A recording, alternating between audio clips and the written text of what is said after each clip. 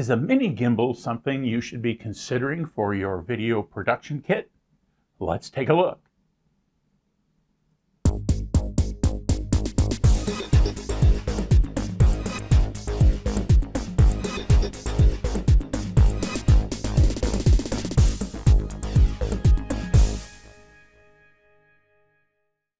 Hi, and welcome to the Gadget Talk channel, where we do reviews and how-tos on a variety of gadgets, including action cams, audio and video tools, and radio-related products.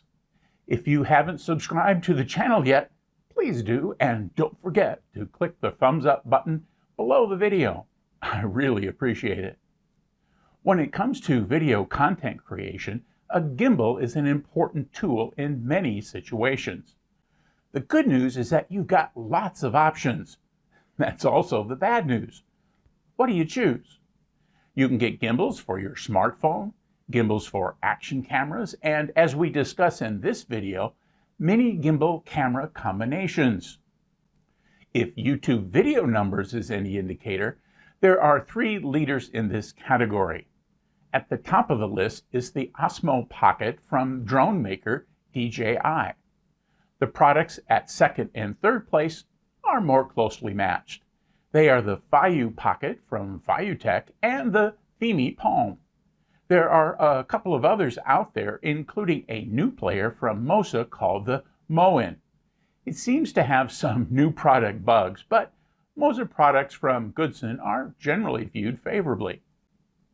The big draw for the Feiyu and Feiyu gimbal cams is price. They are about $100 less expensive than the DJI Pocket. Since many of the reviews on this channel are focused on economically priced tools, we're looking at the Feiyu Pocket to help you decide if this package will meet your needs. I'm planning to do a couple of videos on this gimbal cam to keep the video lengths down. So in this overview, we'll take a look at the primary features and benefits of the Feiyu Pocket, do a quick tour, and show some video I've taken using the device. Let's get started. First, the Pocket is tiny. At only 115 grams and less than 5 inches tall, the Pocket not only fits in your pocket, but is also very discreet, as it almost fits entirely in a closed fist. Next, it records 4K 60 frames per second onto an SD card with a size up to 512 gigabytes of capacity. It also has a 120-degree wide-angle lens and a reasonably sized touchscreen to control the camera. As with most gimbals, there is a smartphone app that allows camera control as well as some advanced gimbal features such as object tracking. Last on this abbreviated list are time-lapse functions that allow static time-lapse, motion time-lapse, and hyperlapse video to feed your creative side. Let's do a review of what comes with the Pocket right out of the box and a quick tour of the device. So here's the retail packaging that your Feiyu Pocket is going to come in. It's pretty typical for devices of this nature, and it arrived very well protected. So let's look and see what came in the box.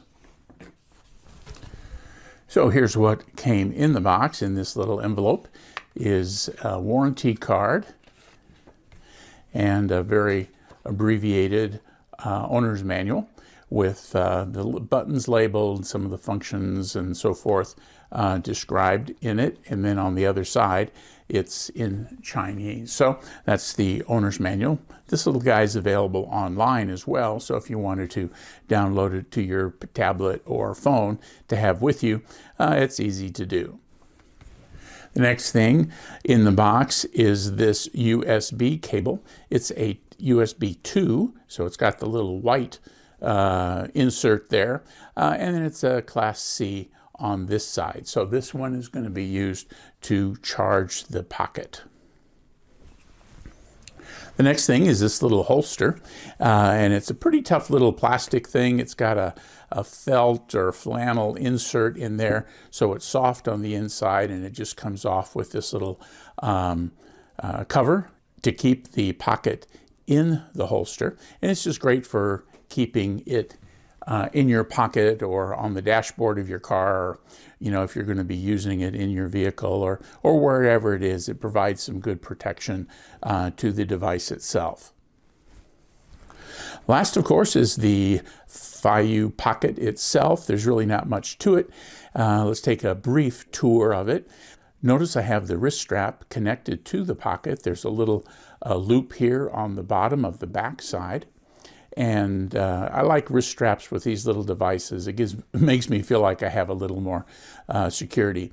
This one's a little tight around my fat wrists, but if you've got a more normal sized wrist or a small wrist, it'll work just fine. On this side, we've got a couple of things. First, you can see I've got an SD card mounted in the slot. It's a 512 gigabyte. This thing takes a big SD card, which is really great if you're going to be shooting a lot of 4K video.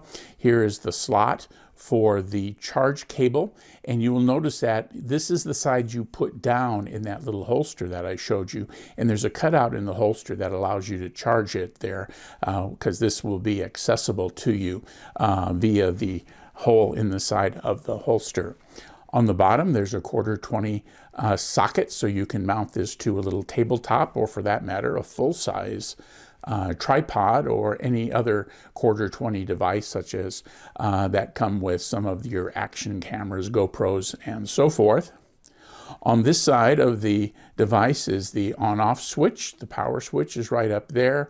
And then we've got the mode switch, which allows you to cycle through the various modes that the gimbal has, and the shutter switch, which allows you to take pictures and start and stop videos. A long press on the shutter switch will also turn on the Wi-Fi function for the device. And then here on the top is the gimbal itself and this little camera right here. So that's a quick overview of the device itself. Let's take just a quick look at the menus. Okay, so let's take just a quick look at the menu system here and the controls. We'll do a tutorial video on this for more depth, but this will just give you a quick overview. So at the top left corner, you can see that I've got this in 1080p 30 mode. When I change that, it'll change. This shows the battery status, and this shows the amount of recording time available on my SD card. As I mentioned to you, by pressing the little mode button, you can change the mode of the gimbal. Let's work through those just briefly.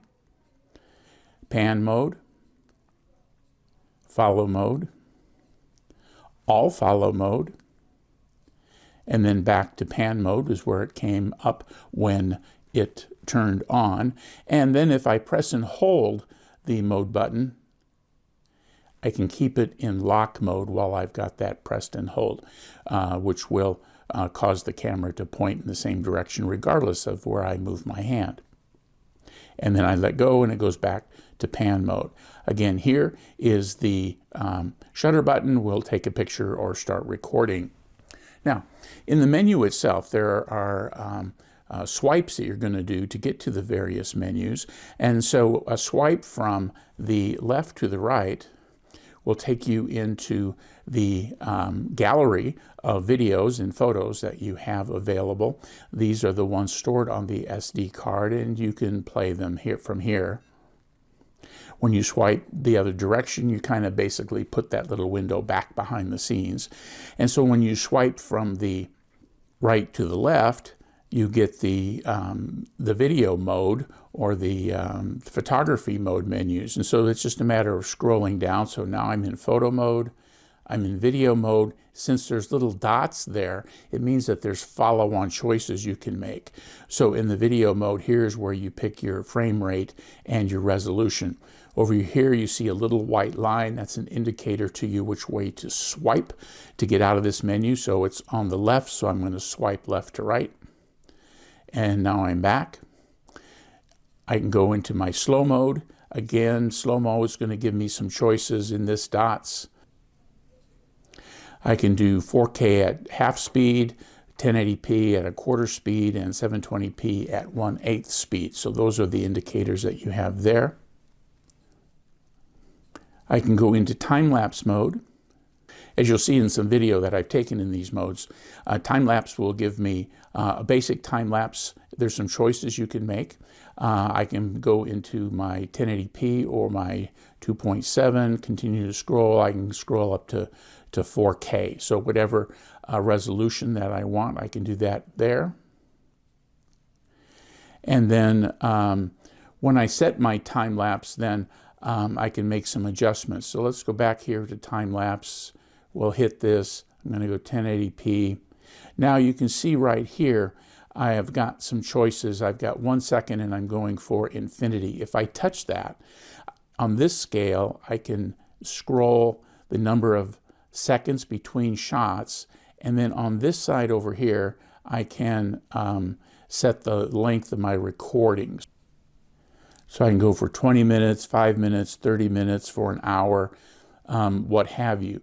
So that is going to be this half of the touch screen, and then this half of the touch screen will give you my interval. Depending upon what you're recording will depend on the number of shots. Just remember with time-lapse settings that if you're recording at 30 frames per second, that means if you shoot 1 frame per second, 30 shots or 30 seconds worth of recording is going to give you 1 second worth of time-lapse.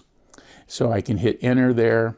I go back and then I see this really neat little display that tells me that I'm in 1 second, and that 5 minutes is going to give me 10 seconds of time-lapse photography. So that's a very nice display that you can see there at the bottom. Now the other thing you can do when you're in time-lapse mode is you can go here to motion lapse. Motion lapse is going to give you the opportunity to select a start and stop point so that it does that time-lapse kind of recording, but then the gimbal is also going to move. So you can start, to the lower left and finish up at the upper right, for example. That would be particularly helpful if you had the device on a tripod. And then the next option is hyperlapse. You see there's dots there too. So in the hyperlapse mode, I can pick my resolution, 4K, 2K, or 1080p. And then when I come out of that display, I can see down here, I see a little 2x. So instead of computing like I did with my time-lapse, number of shots per second, that kind of thing, what I'm able to do then is just see that this is going to be half rate. And I can make it, a fifth or a tenth. So I can choose the rate at which the hyperlapse occurs, but I don't have to do all that arithmetic in my head there to compute the frequency of the shots. And then of course with both the time-lapse, motion lapse, and hyperlapse, gimbal stabilization is also available to you. So here we are in that hyperlapse choice. You can tell because it says 2x. Here I can go to my panoramic. You can see again there are dots that gives me choices. In this case, the choices are where I want the gimbal to take the picture. So is it 4 pictures in a 2x2 grid, or 3 pictures in a 3x3 grid, or do you want a 1 picture and cover a full 180-degree pan? So those are the available options for you here in that mode. So again, I'm going to come out of all this. I'm going to go back to video mode. I'm at 1080p 30, that's where I want it for now.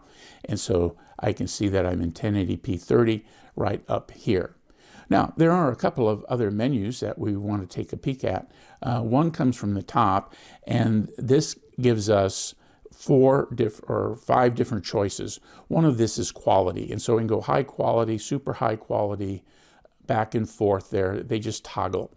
You slide it over one, you can go into your setup, and then now you can make choices about, see what your battery is, whether you've got quality as your priority or stabilization as your priority.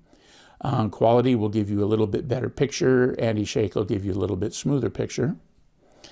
You can see here that I've got the tilt control off. I'm going to turn that on, and I'm going to point something out to you here in just a moment. So we'll turn tilt control on. We've got the keytones are on. We've got the anti-flicker. If we were inside, we can cycle through those. I've got that at 60 Hertz, which is the electricity frequency here in the United States. There's a night shot mode calibration. You can turn the Wi-Fi on here, as well as see how full your SD card is. This is the metering in terms of light, and so we're using an average of all of the screen. You can make choices here between spot metering or average, and then there's just some more information there which has to do with like resetting the camera and checking firmware and that kind of thing. So that's in that upper one. To get out of this menu, we swipe up, and then in the bottom we can also then swipe up to kind of an abbreviated menu. This little icon will center the gimbal. This icon with the camera will flip the gimbal to point it back at you for kind of a selfie mode.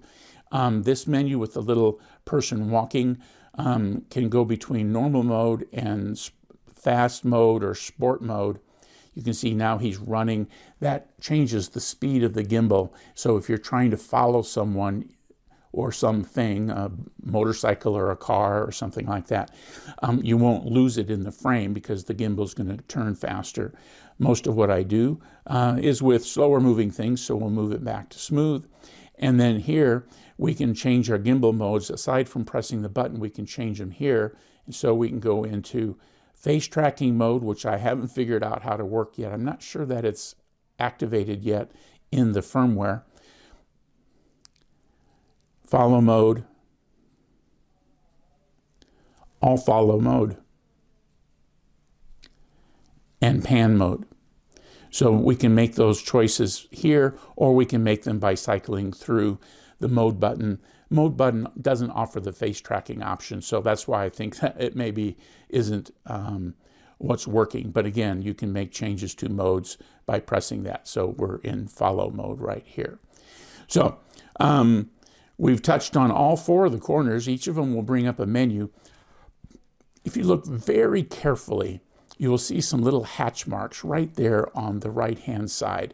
It looks like the scroll bar in a Windows-based computer, and that's that tilt control that I turned on in that previous menu.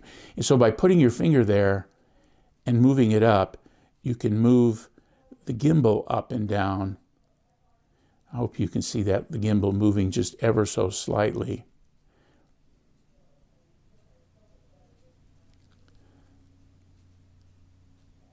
I don't find it particularly handy. There you can see it moved a bunch.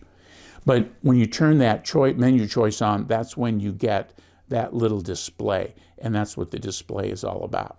Otherwise, when you're monkeying near the end of the screen, as you could see just now, you tend to activate the menus. And so if you want to do a lot of gimbal control, it's probably going to be better to use the app where you have a large virtual gimbal pad on your app that you can use to control the gimbal, as well as tilting the phone using the accelerometers in your phone to command the gimbal to do what you want. So that's a quick overview of the menus in the Feiyu Pocket. Here's a quick look at the Feiyu camera app. We'll take a more detailed look at this in an upcoming video. So let's take a quick look at the camera via the Wi-Fi. And so with this particular setup, we can do a couple of things that we can't do just directly on the camera screen. Now, toward the bottom of the display, we've got this circle, and this basically is a controller for the gimbal, and it's just a joystick. So you'll notice there's not a joystick on this particular combo, and this little dot here on the app allows you to do that. We'll press this to recenter, and you can see that using the Wi-Fi it recenters. Now I'm standing 2 or 3 feet away, and because it's Wi-Fi, you've got extended range. So you could put the camera in a discrete place on a tripod and control it from your Wi-Fi connection. Now you can see around the edge we've got those same icons that we had before. So we can center it with the top right. We can go into the fast mode with the top left, change gimbal modes with the bottom left, and flip the camera with the bottom right. With the big red circle, we can start and stop recording onto the camera's SD card. With the button to the right of the shutter button, we can choose to do some action following. Let me step in front of the camera. And you can see me here. And I'm looking at the phone because that's what I'm controlling with. So I can draw a box around myself, the screen on the phone. I can start recording. I can see that I am recording now. And so then if I move, the camera will follow me. We move out into the sun, see if it follows me. Yeah, so unlike the face tracking mode where the camera didn't move, this recording with the movement tracker does work, as you can see here in this recording. The little button on the top left that looks like the letter G flipped around, we can touch that, and we can see that we have mirrored the camera. And so if it was in selfie mode, that mirror button would allow us to flip things around. You see how that changed. Here we have more menu items. Some of these are the same that you saw on the camera's screen itself.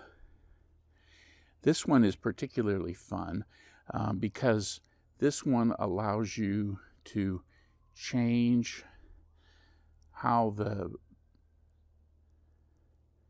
gimbal moves by tilting the phone. So I have the phone in my hand flat, and I'm just twisting it. So now I'm going left and right, now I'm going up and down, and now I'm going in the roll axis. So that little button, one button to the left of the shutter button, allows the phone to control the direction of the gimbal, which is pretty cool. So now you see I have turned the phone side to side, and it'll have a little bit different perspective. So if you like that broader view, you can do that. I'm going to return it back to the vertical. That is where I prefer. I can click on the 1080 by 30 button. That is 2 places to the right of the shutter button. I can make changes there. I change the quality from high to low, and it tells me what my frame rate and resolution is. Press that again. Again, to make those changes to the rate, if I look at the top, I can see that I have got some information. My battery's at 85%. I'm recording at MP4s, and then you can also see that I have my SD card that's got 14 hours of recording at this resolution remaining. I've also got myself in auto mode. I can touch auto, and then I can go into manual mode. And here I can make changes to my white balance. I can make changes to my shutter speed and so forth. You can see that the image blanked out because I'm out here on a sunny day, and the settings that are defaulted here, or the ones that I last used, are way out of whack. So I'm going to go back to auto mode, and you can see that I'm back to where I have a good picture again, just using my auto mode. So that's the nutshell version of the app. We'll look at this with a little more detail when we do the tutorial, and we'll dig into this a little deeper. Let's finish up with some video I've shot recently. I shot the forest scenes in northern Arizona and the desert scenes around my home in Phoenix. These clips were shot both in 4K 30 and 1080p 30. I used the camera's microphone for this review. There was some wind, and I purposefully left that in. A little stick-on furry wind muff will likely help in that regard. A little bit of a breeze out here, and I've got the audio, if my little icon is to believe. Got the audio on low, Okay, this is in medium audio, and just at the campsite. Test 1, 2, 3, 4, 1, 2, 3, 4, test 1, 2. This is high gain on the microphone, high audio. Test 1, 2, 3, 4, 5, 1, 2, 3. Okay, this is medium audio, and we're in the pan mode.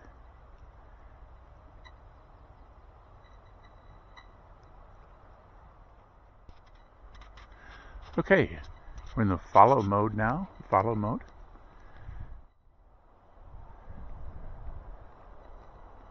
We move down.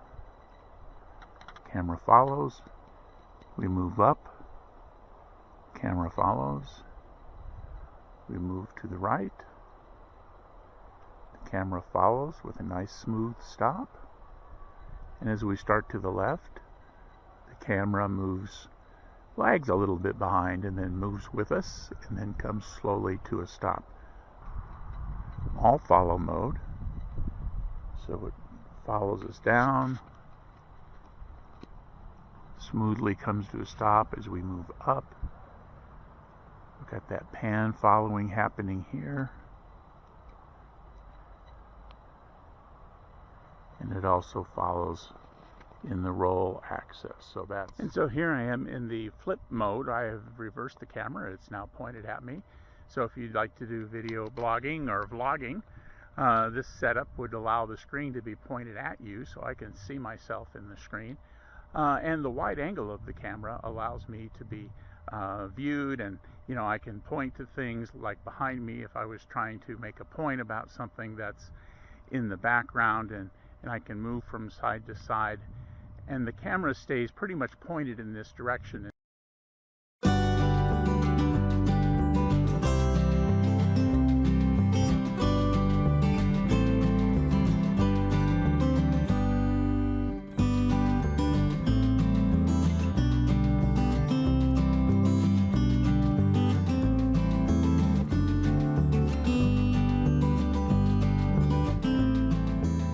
Here are a couple of closing observations.